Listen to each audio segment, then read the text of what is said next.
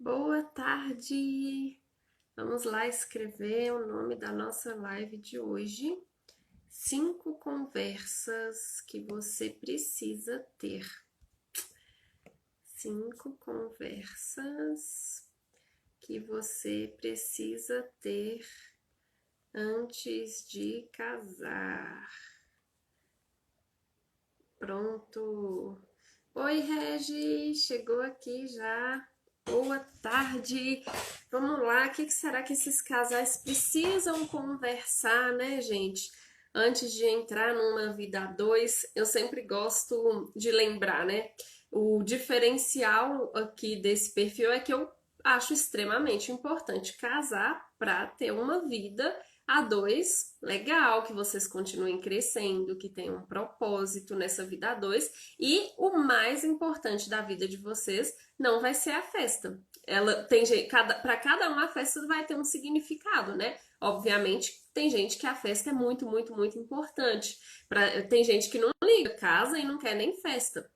Mas o mais importante mesmo para quem a festa é muito importante, é esse viver juntos, é o para que estão casando. Então, ter essas conversas iniciais aí serão importantíssimas, essenciais para que o casal cresça, continue se desenvolvendo ao longo dessa vida a dois, para que continuem realizando sonhos, sendo felizes, para quem quer construir uma família aí, né? Saber como dar esse primeiro passo de imediato. Então, o casal vai precisar ter aí 5 conversinhas básicas para iniciar essa vida de casados de uma forma diferente que a maioria dos outros casais fazem, né? Porque geralmente as pessoas não se preparam para entrar numa vida a dois.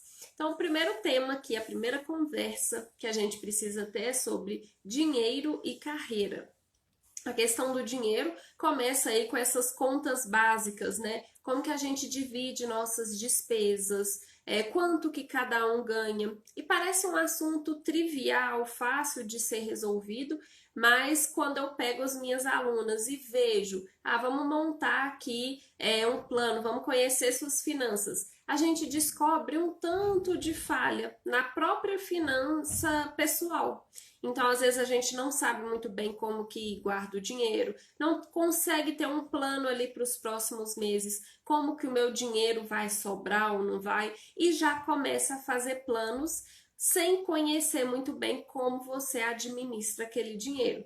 E quando entra num casamento duas pessoas que não têm conhecimento nem das próprias finanças, começa a ter conflito. Por quê? Aquele dinheiro do casal talvez não consegue suprir a necessidade dos dois. E só depois que descobrem isso. Então eu faço esse passo inicial aí de sempre olhar para as finanças, fazer um conhecimento próprio, saber para que o meu dinheiro dá para fazer, o que eu quero fazer, o que eu idealizo como meus sonhos, para que eu não passe nenhum aperto financeiro. Então, quando eu falo que a gente precisa cuidar do dinheiro para casar, é realmente entender essas necessidades individuais e necessidades do casal para que continuem crescendo e prosperando. Muitas vezes o plano da festa de casamento entra primeiro que qualquer outro plano. Então, o que, que o casal faz? Vamos organizar o dinheiro para fazer a festa de casamento. Mas embutido a uma festa de casamento, tem vários outros planos, né? Como, por exemplo, montar a casa, fazer uma viagem, tá precisando trocar um carro, que mais? Várias coisas, né?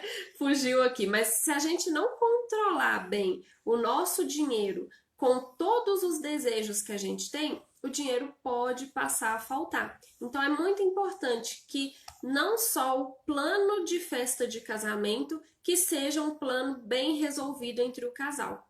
São todos os planos que esse casal precisa para crescer, que tem que estar alinhado, tem que estar planejado, tem que estar em conjunto, para que vocês não passem aperto financeiro. Deixa eu cumprimentar quem está aqui, a Eline e a Regi, as duas alunas minhas da turma anterior que está acontecendo agora, a Isabel, a Renata, a Ilaine, sempre eu confundo para falar, né, Ilaine?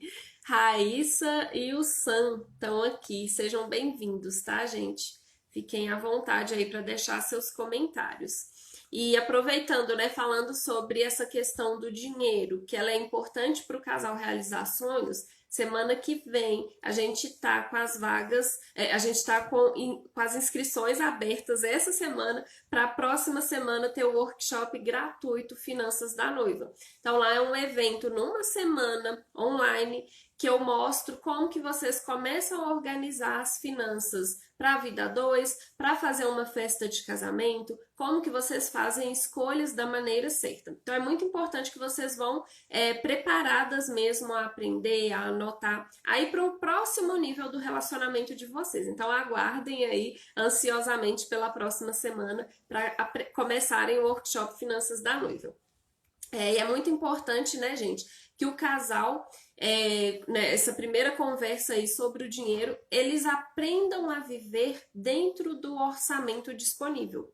E aprender a viver dentro do orçamento disponível é gastar menos do que você recebe e ter sobras. Então, essa sobra, guardar dinheiro, é importantíssimo para que vocês continuem realizando um sonho, mesmo que aconteça algum imprevisto, vocês têm dinheiro guardado para suprir todas essas necessidades.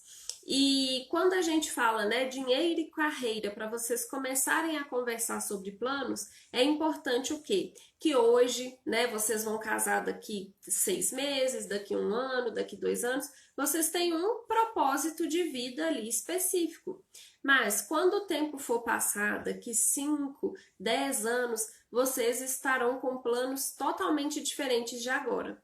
E é preciso entender se o que vocês estão fazendo hoje vai levar vocês para o futuro que desejam. Então imagina aí um casal que deseja, por exemplo, daqui 5 anos comprar a casa própria. Se hoje o dinheiro deles não sobra 1 centavo, esse casal vai precisar remanejar as finanças, como ganhar mais, reduzir despesas, para guardar dinheiro e comprar a casa própria daqui 5 anos. Ou se o casal, por exemplo, quer morar em outro país daqui 5 anos. Esse casal vai começar a precisar fazer coisas diferentes hoje para conseguir chegar nesse futuro de 5 anos. Só que o que pode acontecer quando a gente tem uma visão de futuro do que quer? É descobrir que daqui 5 anos o parceiro quer morar fora e você quer morar aqui no Brasil. E se a gente não construir um sonho em conjunto, alinhando as vontades, os desejos de um e de outro, esse casamento pode não ter continuidade. Então é muito importante, quando a gente está falando sobre dinheiro, sobre conversar sobre finanças, é mais alinhar sobre sonhos, expectativas, objetivos que vocês têm para construir juntos. Porque se num casal cada um puxa para um lado, cada um quer fazer uma coisa e eles não encontram nada em comum para seguir numa direção, uma hora essa corda vai arrebentar. Tá cada um puxando para um lado. Então é muito importante o casal saber o que vai levar eles unidos aí para uma vida de casados. Nem sempre, né, gente? Obviamente, nem sempre não. Com certeza os planos mudam.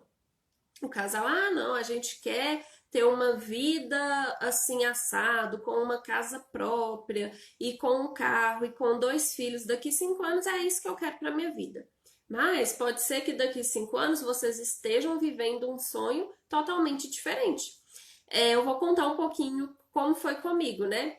Eu sou casada há quase 3 anos e quando eu me casei eu era estudante de mestrado e o meu próximo objetivo era fazer o doutorado, continuar estudando, porque eu moro numa cidade universitária, aqui a maioria das pessoas continuam com esse plano de estudar. Meu marido também, ele já tinha um mestrado, é professor e queria fazer um doutorado e tal. Então pronto, nossos planos seriam para ficar nessa mesma cidade, que é a mesma hoje, fazendo as mesmas coisas, estudando para depois trabalhar numa universidade.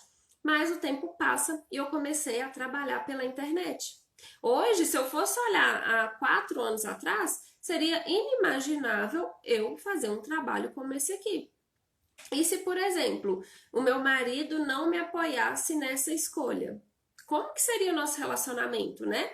De eu resolvi jogar tudo pro alto e agora eu vou fazer outra coisa. Então é importante que a gente se conheça e sempre conte para o parceiro quais são os sonhos, quais são as expectativas que a gente tem. Talvez vocês estejam se casando hoje e um não estuda, o outro estuda. Como é que vocês estão alinhando isso aí? Vocês vão começar, por exemplo, a fazer uma faculdade daqui a uns anos, ou você quer ter um emprego em outro país que vai exigir muito de você. Vocês vão estar caminhando juntos aí de conseguir ter essa espera, né, do parceiro dedicar muito ao trabalho e talvez o relacionamento ficar um pouquinho de lado? Porque o que acontece? Tem gente que tem um propósito.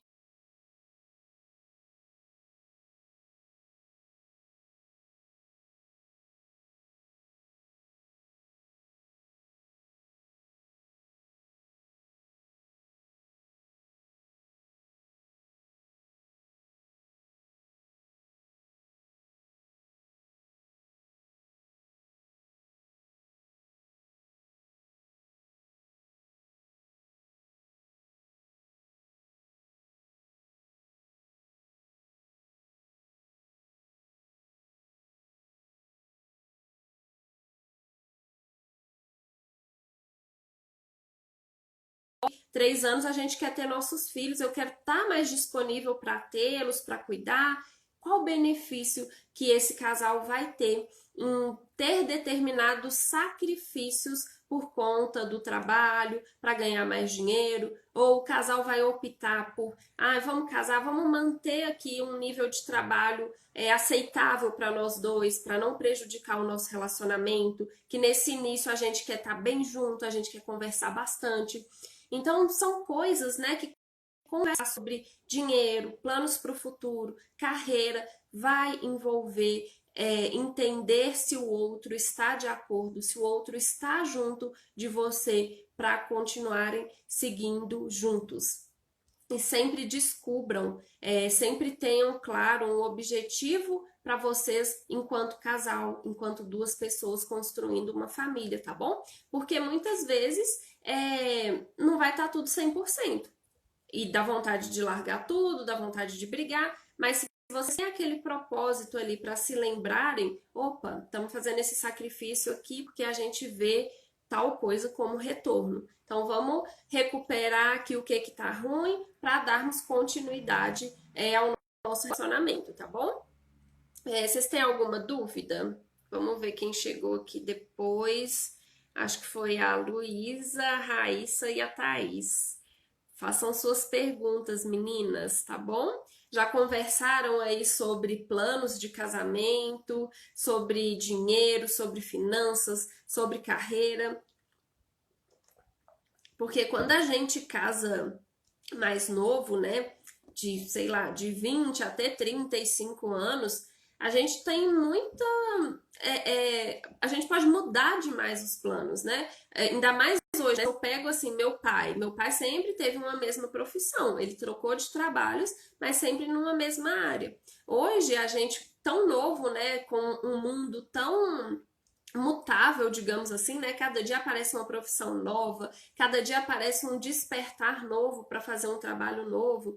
Então, fica difícil a gente se manter numa mesma coisa. A gente modifica muito mais os nossos desejos, a gente tem muito mais dificuldade de ficar numa mesma coisa, num mesmo trabalho a vida inteira. E se a gente não alinhar essas diferenças aí entre você e o parceiro, pode ser que vocês venham a estranhar aí o que cada um espera, tá bom? Então tomem esse cuidado aí de sempre conversar sobre carreira, dinheiro, planos, sonhos, para vocês continuarem juntos. A Soraya chegou aqui e falou verdade. Que bom, Soraya, que você está concordando. Outro assunto que vocês precisam conversar é sobre a questão de filhos. Eugênio, mas a gente nem casou, já é para eu decidir se eu quero ter filhos?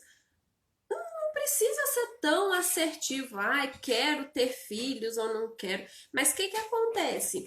Vai depender da expectativa de vocês enquanto casal. Tem gente que casa para ter filhos, Porque vocês já viram gente que namora, e depois quando casa já tem filho? Por quê? Talvez ele achava que na época do namoro não era para ter filho, mas para ter filho tem que estar casado.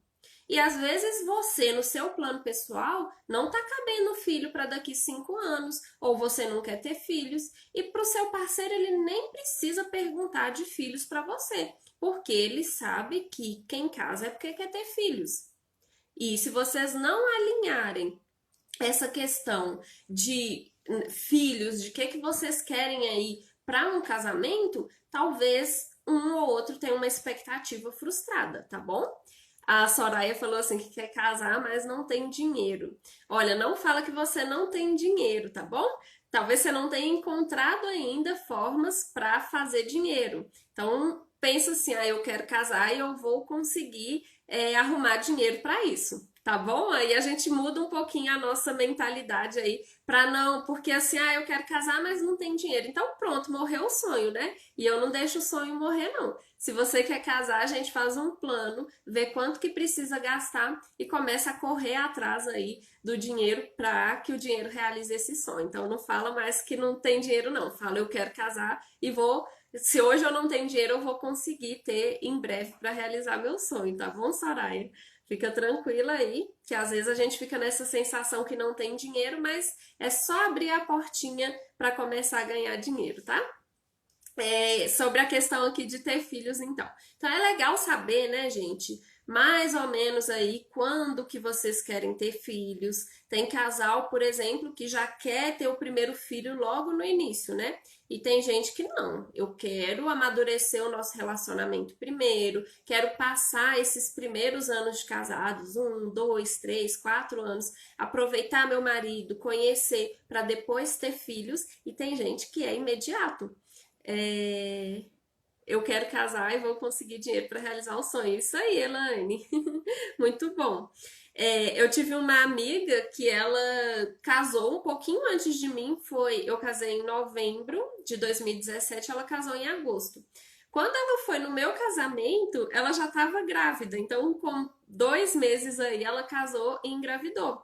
E o parceiro dela tinha esse sonho mesmo de, ah, não, vamos casar e ter filhos. E é muito importante vocês estarem alinhados nisso. Porque já pensou, né, se ela falasse assim, ah, não, eu não quero ter filhos agora, e o parceiro achando que o casamento ia dar essa abertura para ter filhos. Então, saibam conversar muito sobre essas questões, talvez só para saber se é pelo menos, né, uma prioridade imediata ter filhos ou se é algo que vocês podem esperar um pouco mais ou desejam esperar, quais métodos que vocês vão usar para esperar e para espaçar o tempo que vocês desejam ter filhos. Inclusive, né, eu não sei, eu tô vendo aqui cheio de rostinho novo, né, das meninas aqui, a Raíssa, a Thaís já tá aqui, a Soraya e a Elaine, eu acho que são rostinhos novos aqui, né? E eu tenho uma turma de finanças para noivas e um dos temas que eu trato com elas é sobre a questão do planejamento familiar. Por quê? Às vezes a gente nem lembra de pensar sobre quando quer ter filhos, quantos vai ter, como que esse casal vai combinar para espaçar esses filhos. E é muito importante isso para não terem esse impasse aí, né? Então, sempre lembrar dessa questão. A Elaine me falou assim: é bom se colocar no lugar do outro para entender todos esses sonhos. Excelente, né? Porque se a gente só pensa no sonho próprio, né? A gente não realiza o sonho em casal, a gente não vê o sonho do outro para alinhar as expectativas e os desejos de um e de outro. A Thaís falou assim: filho é muito difícil porque também envolve a família. Sinto que a família do noivo vai pressionar muito quanto a isso pela diferença de idade um do outro. Ah, olha só, o meu marido, ele é 10 anos mais velho que eu, é o filho mais velho e minha sogra é doida pra gente ter dar o netinho pra ela, né? Ela já tem 4, né? Nós temos 4 sobrinhos, ela 4 netos. E eu, não, na verdade a gente tem 6, né? Eu tenho sobrinhos da parte da minha irmã e meu marido tem os filhos dos irmãos dele.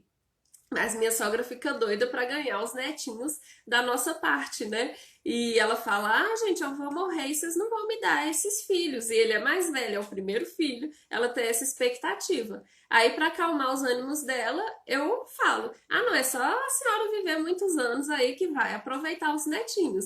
Então, não adianta a gente correr nossos planos em casal para atender às expectativas de outras pessoas e de qualquer que seja essa pessoa, seja os pais, irmãos, sogra, sogro, quem for. É o casal que precisa ter esse entendimento de qual que é o melhor momento para eles, tá bom?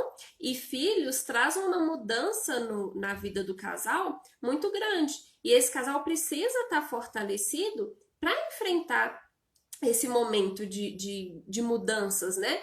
E que não é fácil, mas se o casal estiver bem unido, eles vão passar por esse momento com muito mais facilidade. Então, conversar sobre isso, entender o melhor momento de cada um. Às vezes tem planos profissionais, né, que vão impedir desse casal ter filhos rapidamente. Por exemplo, a gente vê aí mulheres, principalmente atrizes, modelos, que estão lá nos seus 39, 40, 41 anos, tendo o primeiro filho, porque deu essa pausa para ter uma vida profissional antes que exigia o corpo, que não exigia que não tivesse essa parada.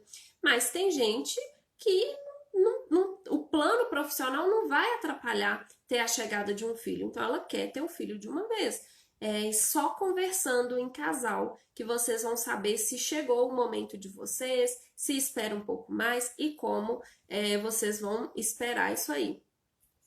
E tem essa questão aí também, né, gente? De talvez o casal se planeja para ter os filhos e os filhos não vêm. Por questões fisiológicas, né? Cada um, talvez um tenha algum problema que não consegue engravidar. Mas e aí? Esse casal vai querer adotar? Ou tá tudo bem? Tem problemas genéticos mesmo que talvez o casal já possa descobrir antes de casar e que não pode ter filhos. A minha irmã, por exemplo, tem uma questão genética de chama. Ai, meu Deus, esqueci. Anemia falciforme. Não sei se tem alguém aqui da área da saúde. É um probleminha nas hemácias que traz um traço da doença da anemia falciforme. A minha irmã tem os traços e existe uma doença que chama anemia falciforme. Quem tem essa doença, a anemia falciforme, sofre muito com gente, tem muita dor, eu não sei explicar o que é. Mas a minha irmã teve o traço. Se ela casa com outra pessoa que tem o traço também dessa anemia, o filho tem uma chance enorme de nascer com a doença. E é uma doença que parece que é sofrida e tem muita dor e tem muitos problemas de saúde. Então, seria o caso da minha irmã optar. Se o marido tivesse esse mesmo traço, deles pensarem: vamos casar e não ter filhos, ou nem vamos nos casar porque eu quero ter filho. Vocês entendem a importância do assunto ser um pouco mais profundo do que simplesmente decidir se vai ter filhos ou não. Mas, né, nesse caso aí da minha irmã, o marido dela já casou, não tem esse traço e tá tudo bem. A Regi falou aqui, viva mais, querida. A Soraya falou, muita gente diz que é para ter filho cedo, ou coloca pressão no casal. Sempre coloca mesmo, em mim também coloca. Aí depois que a gente desencana, ninguém fica perguntando mais não. É só a gente não ficar dando uma abertura pro que as pessoas acham que é certo ou não, tá bom? Se não é seu tempo ter filho novo de casamento, não tenha. Agora, se você acha que tem que ter, que é bom ter, que talvez você tenha alguma religião que quer que você tenha muitos filhos, não faça espaçamento, aí tudo bem, cada um tem a sua escolha e a sua decisão. Precisa ficar claro para o casal como que vocês vão se organizar para essa chegada ou não de filhos, né? Outra questão aqui, que é muito importante, muito sensível para o casal resolver, é sobre religião e valores. O que acontece com a religião? Às vezes o casal até tem uma mesma religião, os dois são católicos, ou os dois são espíritas, ou os dois são, né, cada um com sua religião, igual, a mesma. Só que um é muito mais praticante que o outro. Um vai em todos os eventos da igreja que frequenta e não sei o quê, e o outro começa a ficar incomodado. Ele não sabia que a esposa, ou ela não sabia que o esposo era tão frequente na igreja. E isso vai começar a trazer um conflito. Então, gente, conversar sobre, olha, a religião para mim é importante nesses aspectos. Se o parceiro, né, por exemplo, são da mesma religião e o parceiro não acompanha na mesma velocidade que você tem, é conversar. Olha, para mim é muito importante ter essa frequência. Eu gostaria que você também tivesse. É possível para você? Ele vai falar sim ou não. E vocês já entram num relacionamento, num acordo. Por quê? O que acontece muitas vezes? Às vezes até o mesmo casal com a mesma religião, quando chega no momento de batizar os filhos, no caso da igreja católica batiza pequenininho, né? E outras igrejas batiza mais velho, mas por exemplo, nesse caso da igreja católica que batiza pequenininho. Aí o pai não quer, o pai não faz questão e a mãe quer. Aí já começa a ter conflito nesse início. E o problema talvez fique um pouco maior quando são religiões diferentes, em que pontos principais de cada igreja divergem, né? Não vou entrar nesse mérito por desconhecimento mesmo e também para não começar, ela falou alguma coisa errada aqui da minha religião. Então, só para a gente entender, né? Tem religião que aceita uma certa coisa, a outra não aceita. Aí esses noivos são de religião diferente, começa a discutir sobre religião com constância e começa a falar que o jeito deles que é o certo. E esse casal vai começar a brigar. Então, se são de religiões diferentes, ou um é ateu e o outro tem uma religião, é conversar sobre como vai ser essa diferença, como que vai ser esse respeito entre vocês, para que uma coisa que é para unir, né, uma religião que é para unir, para deixar vocês mais fortes, comece a ser um motivo de briga e de separação. Teve um dia eu estava fazendo uma live, eu não lembro mais qual era o tema, mas veio essa questão de religião. Aí a moça veio e comentou assim: Nossa, Eugênia, aqui a gente está num impasse gigante, porque a família do meu noivo é testemunha de Jeová e eu sou católica. E ela falou que que eles lá da família do noivo dela falaram que não vão no casamento deles se o casamento acontecer na igreja católica. E ela falou que não queria abrir mão da igreja católica e casar em outra igreja. E ela falou que a situação estava ficando assim difícil porque os pais já estavam passando por uma briga para outro nível, não só de casal, estava passando para a vontade dos pais. Então é muito importante que o casal esteja bem ciente sobre essas diferenças e comecem a trazer soluções a dois e não soluções externas. Porque nesse caso, principalmente que são religiões diferentes, não serão todos agradados, não. Os pais e sogros não vão ser agradados, não vão ficar agradados, né? Não sei como que falo. Não vão ficar satisfeitos. Não tem como satisfazer todo mundo. Agora, se o casal consegue encontrar um ponto em comum em que eles entram em acordo, eles vão passar só o comunicado para as famílias que eles decidem se casar em igreja tal e vão seguir dessa forma. Por quê? Eu sempre falo aqui, criança não casa. Quem casa é adulto. Agora, se o casal de adultos não está conseguindo tomar decisões sozinhos e começa a jogar essa responsabilidade na família, eles não estão tendo maturidade suficiente para seguir num casamento. Então, são questões bem complexas mesmo, tá, gente? Se alguém está passando aqui por isso, eu sou imaturo, não tem problema a gente ser imaturo para casar, mas começa a desenvolver essa questão, essa maturidade, esse diálogo entre vocês para que sigam juntos aí nesse relacionamento sem essas interferências familiares que vão mais prejudicar vocês que irem para frente, tá bom? E essa questão de religião, ela é muito séria. Vocês viram que eu falei tanto os noivos com a mesma religião quanto com religiões diferentes, esse casal pode começar a ter conflitos. E a melhor forma de cuidar disso é antes de casar e de saber, né? Ah, tenho religião ou não tenho?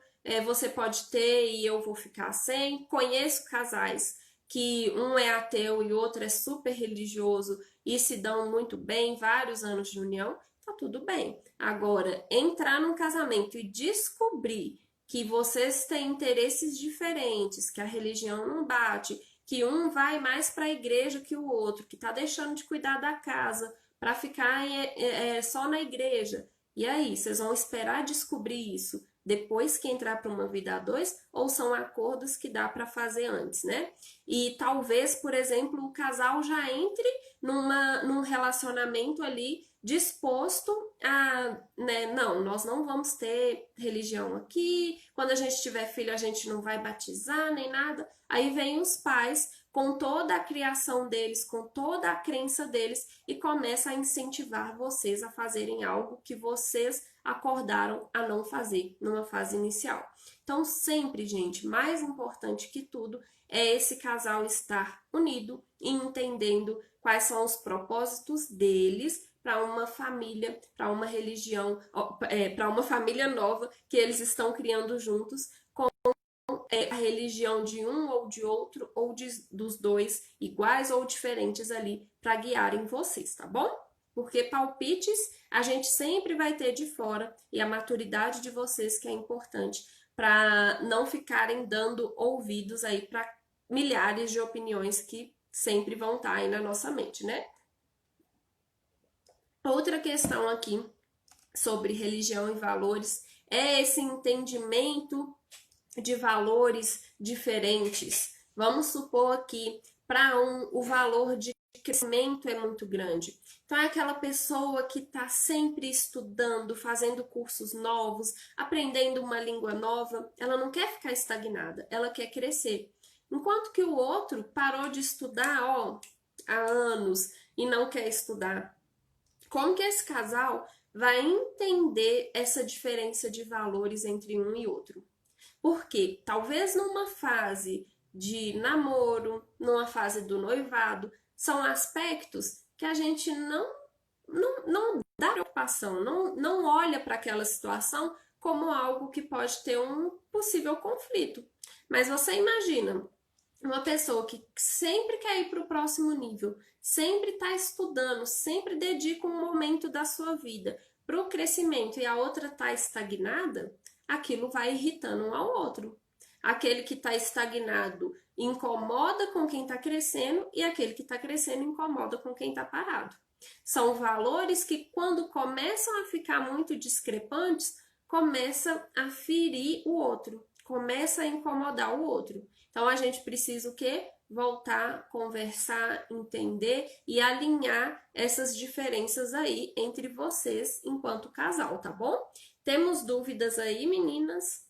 Comentem aí, tá todo mundo caladinho aqui hoje. Chegou a Ana Cláudia há pouco tempo aqui agora. Professor Jailton tá aqui também. Os outros eu já cumprimentei. Vamos lá, gente, conversa aqui comigo um pouquinho. A Elaine falou assim, no meu caso tem dado certo, vivo exatamente isso. Meu marido tá sempre me apoiando, claro que às vezes gera uma dificuldade nos horários de lazer, mas está dando certo sobre estudar. Sim, às vezes realmente a rotina é pesada, né?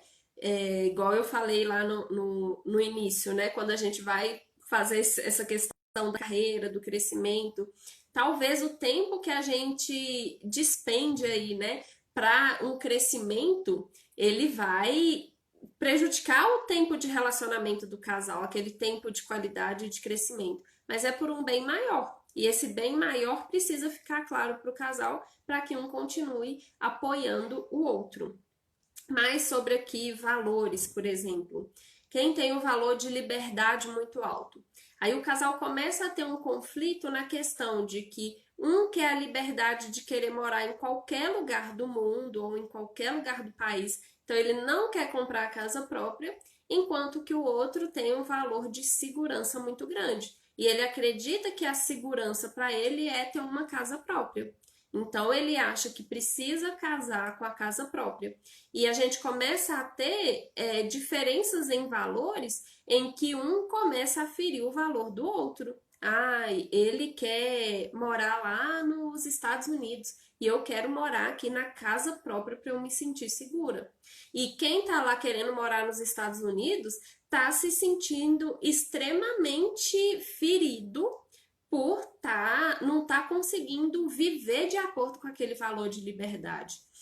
Enquanto que quem quer viver na segurança com a casa própria, se é assim que ele acredita que se sente seguro, ele está sendo ferido em ter que largar essa segurança para viver a liberdade do outro. E quando a gente sabe que existe limites, né, entre um e outro, entre a segurança de um e a liberdade de outro, e a gente começa a achar um meio termo ali de equilíbrio entre o casal, entre a segurança e a liberdade, entre, por exemplo, a questão do estudo, entre um crescer sempre e outro ser um pouco mais estagnado, que a gente começa a ter um caminho mais fluido para esse casamento. Vamos ver aqui os comentários. A Eline falou assim: eu estudo mais que o meu noivo, mas já conversamos sobre os estudos dele em outros cursos técnicos para ele crescer na carreira. Ele vai iniciar. Ótimo. Então, é isso que a gente tem que entender, né? O fato de eu gostar, de eu querer estudar mais, não significa que eu sou mais que fulano, que eu quero crescer mais que ele, que não sei o quê. E ele estar se desenvolvendo e estar crescendo, por mais que tenha uma discrepância aí, né? Nossa, eu já fiz doutorado e ele está começando uma faculdade agora.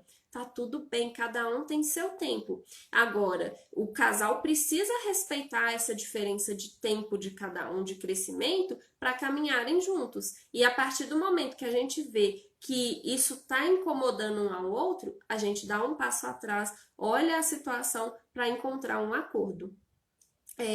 O professor Jailton falou aqui que o mais importante é a transparência dos planos e sonhos e tudo ser decidido em comum acordo, justamente.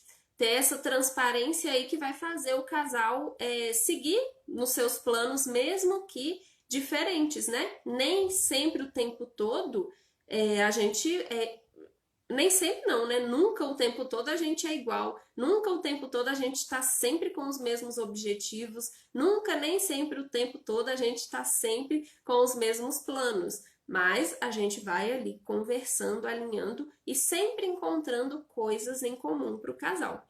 A Eline falou assim: temos que buscar o apoio um ao outro e respeitar assim o tempo de crescimento. Excelente. Vamos aqui passar para o outro item. Outra questão muito importante: como cada um se sente amado num relacionamento, né? É um assunto assim bem que não é a minha área de domínio, não, mas tem um livro muito legal que seria assim essencial para todo casal, ou no início do casamento, ou nessa fase aí de transição entre namoro e casamento, a do noivado, né? Começar a entender um pouco mais sobre como a gente se sente amado, como a gente pode demonstrar amor para o parceiro. Então tem um livro que chama As 5 Linguagens do Amor, que de uma forma básica, né, geral, a gente se sente amado de uma forma exclusiva, dentro dessas 5 formas. Então, talvez a forma que o seu parceiro se sente amado é diferente da forma que você se sente amado. E talvez você está demonstrando o amor, o carinho pro seu parceiro da forma que você se sente amado. E aí ele nunca vai se sentir amado, porque você não está demonstrando da forma que ele precisa. O professor falou assim que as 5 linguagens do amor é bem legal. Então, realmente é um livro excelente para o casal ver. E essas 5 linguagens do amor, só dando um resumão básico aqui, tá, gente? Não questão de livros, assim, nada se compara você pegar o livro e ler do que ter alguém contando, né? Então, não vou entrar em detalhe nenhum aqui, só dar um parecer nas 5 linguagens do amor que tem. Uma delas é a questão de atos e serviços. Então, tem gente que vai se sentir amado quando chega em casa e o parceiro fez a comidinha lá para ele. deixou a casa arrumadinha, arrumou a cama, teve aquele ato de serviço, de cuidado, e ele sente que aquilo é amor.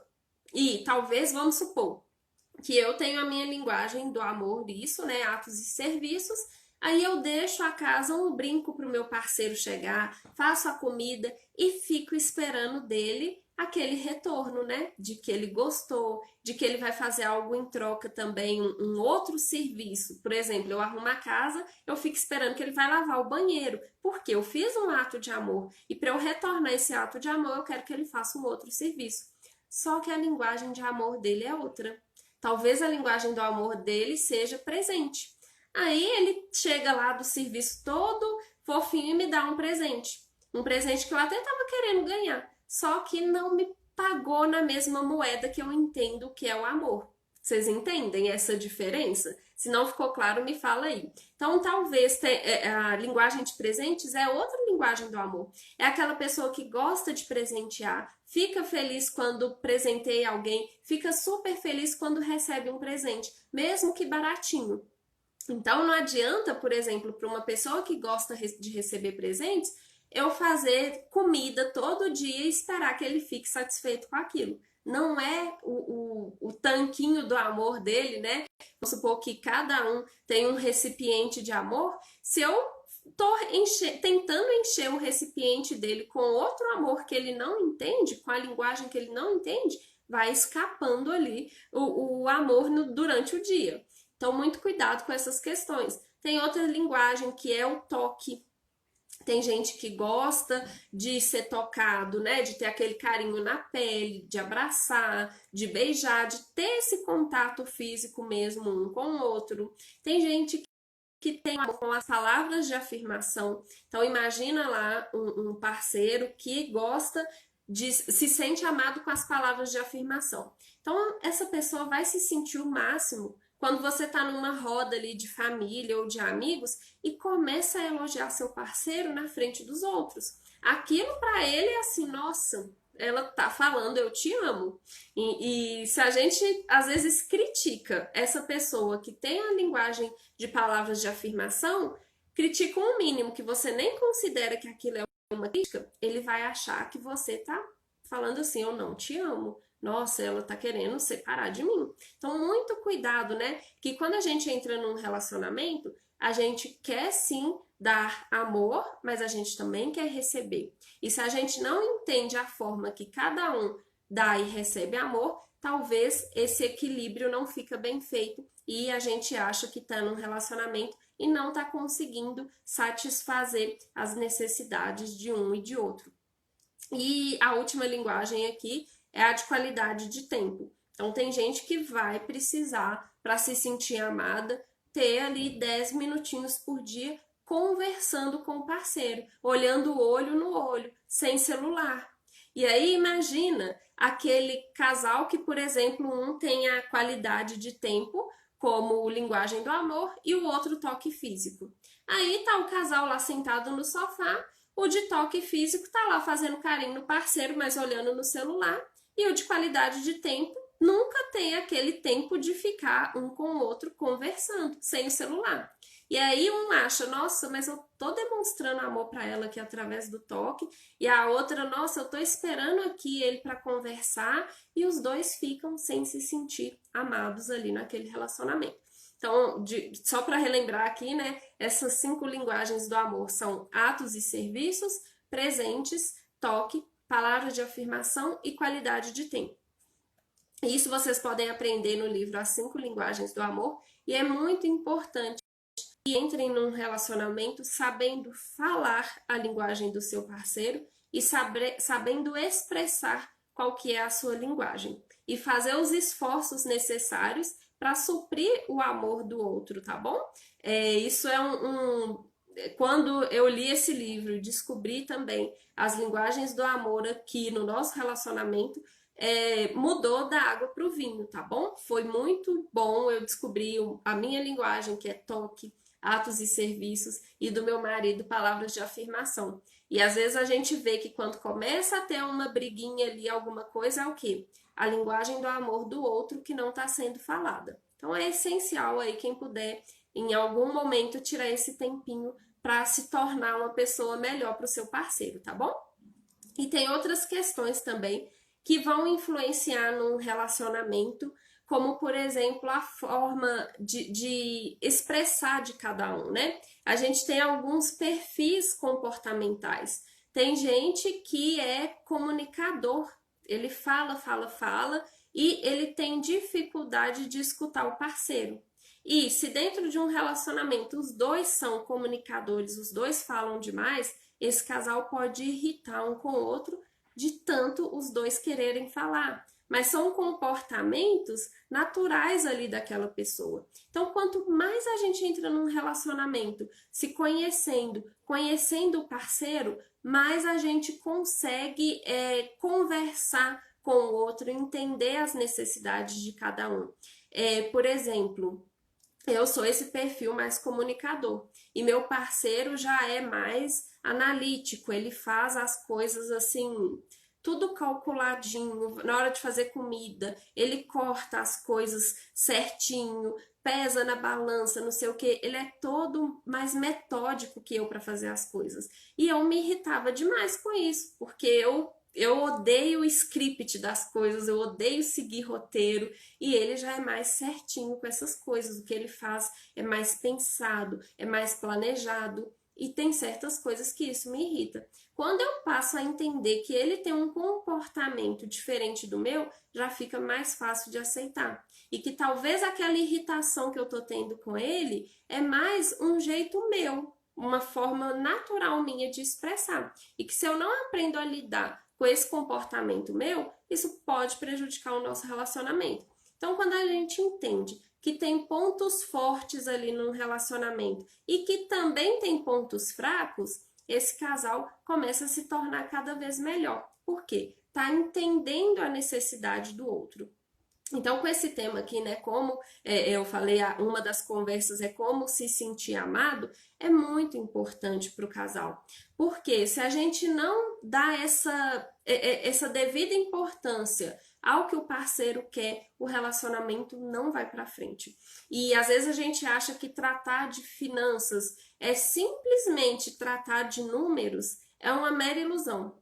Tratar de números é uma coisa muito fácil, é pegar uma calculadora e dividir, é dividir o salário por 2 e pronto, acabou, mas são problemas, efeitos psicológicos, emocionais que a gente tem aí, que domina toda essa parte numérica aí das finanças. Então não adianta a gente tratar de finanças pelo número, pelo que a gente está vendo ali na pontinha do iceberg, né? Lá no fundo tem muita coisa para a gente descobrir de si e do parceiro. E vale a pena, sim, investir nessa questão de autoconhecimento, de crescimento, para que o casal cresça e dê frutos cada vez mais. Então, eu tenho as minhas turmas aí de mentoria de finanças para noivas e a gente trata de questões numéricas, mas também de todo o lado emocional que está tratando ali na questão do casal. E todas elas relatam, né? Nossa, Eugênia, a gente passou a conversar melhor com o parceiro,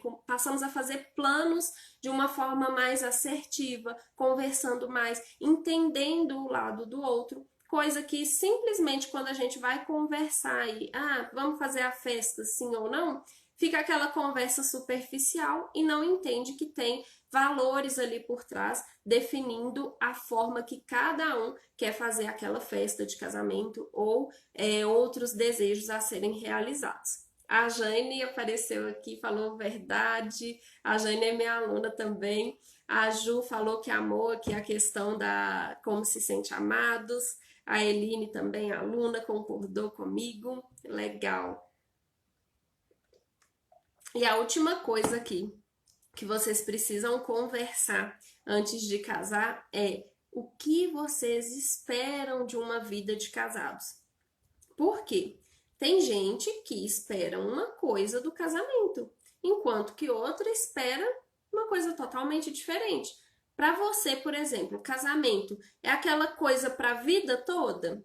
Talvez para o seu parceiro não é. E aí você entra num casamento achando que vai ficar casado o resto da vida e seu parceiro tem um compromisso de casamento totalmente distinto e diferente do seu. E a gente só sabe disso, o que um casamento significa para o seu parceiro, conversando com ele. E você expressando o que o casamento representa para você também. O casamento em termos de vida, de matrimônio, de vida a dois mesmo, tá bom? Porque o casamento, festa, vocês podem entrar num acordo aí se faz ou não. Mas pro depois, e aí? O que vocês esperam? Querem constituir família? Quer ter filhos? Quer adotar? Quer ter casa?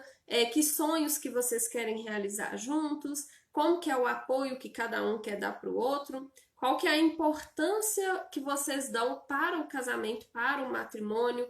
Com relação à questão da vida sexual, o que vocês esperam, quantas vezes por semana, tudo são coisas que às vezes a gente não alinha e chega num momento de vida de casados e começa a ter frustrações porque as expectativas de um para o casamento era uma coisa totalmente da expectativa para o outro, tá bom? Então lembrem-se sempre que o diálogo vai estar ali muito importante em todas as fases do casamento de vocês, em todos os momentos do relacionamento. Não tem como a gente entrar no casamento realmente assim com um manual do casamento perfeito, né? É assim que faz, porque a gente vai errando e aprendendo a melhorar. Mas é muito mais, tem muito mais resultado positivo quando a gente se esforça para entrar num casamento já com sabedoria, já com autoconhecimento, já com uma sensibilidade para entender os pontos do parceiro, tanto positivo quanto negativo. Vocês tendem sim a ter um casamento muito mais feliz e com expectativas muito alinhadas do que vocês esperam para viverem juntos, tá bom? Então não ignorem, para vocês que estão aqui assistindo a live, realmente parabéns por estar dedicando um tempo, né? 1 hora aqui que a gente está quase. Isso muito valioso, né? Eu sempre falo alguma coisa que às vezes toca no coração de alguém que não estava pensando sobre esse assunto, já começa a conversar sobre o parceiro e vocês passam para um próximo nível aí de relacionamento e de crescimento para vocês estarem sempre melhores, né? Então não tem fim mesmo não o casamento. A gente está sempre em constante melhora para um e para outro, né? Eu quero ser melhor para o meu marido, ele também se esforça para ser melhor para mim, e o resultado disso é um casamento mais feliz, mais próspero, mais duradouro ao longo de todo o tempo. A Raíssa falou aqui que adorou a live. Que bom! Quem mais gostou? Comenta aí. Agora eu já acabei aqui. Fala aí se valeu a pena, gente. Tá aqui comigo a Ana Cláudia, a Thaís, a Raíssa, a Elaine, Renata, Isabel, Júlia, Monique e Regiane. Eu sei que tem gente que fica aqui só me escutando, né? Às vezes tá fazendo alguma outra coisa, um trabalho, não dá tempo de ficar digitando. Mas eu quero agradecer todo mundo que ficou aqui comigo, que deu uma passada, que mandou suas dúvidas, mandou seus coraçõezinhos aí, que isso me ajuda a trazer conteúdos para ajudar mais e mais vocês, tá bom? Muito obrigada aí. A Thaís também falou que gostou, muito boa. A Ju falou que valeu muito a pena. A Isabel, excelente. Eugênia, eu vou até tirar aqui, ó, um print de vocês. Vamos ver se eu não vou deixar o celular cair. Que um dia eu fui fazer o print e caiu o celular com tudo. Mas então tá bom, gente. Muito obrigada, boa tarde. E amanhã a gente tem a última live da semana e segunda-feira tem o workshop Finanças da Noiva. Quem não se inscreveu, clica no link da bio do meu perfil ou me pergunta, tá bom? Se tá com alguma dúvida aí para fazer a inscrição. Beijinho e boa tarde.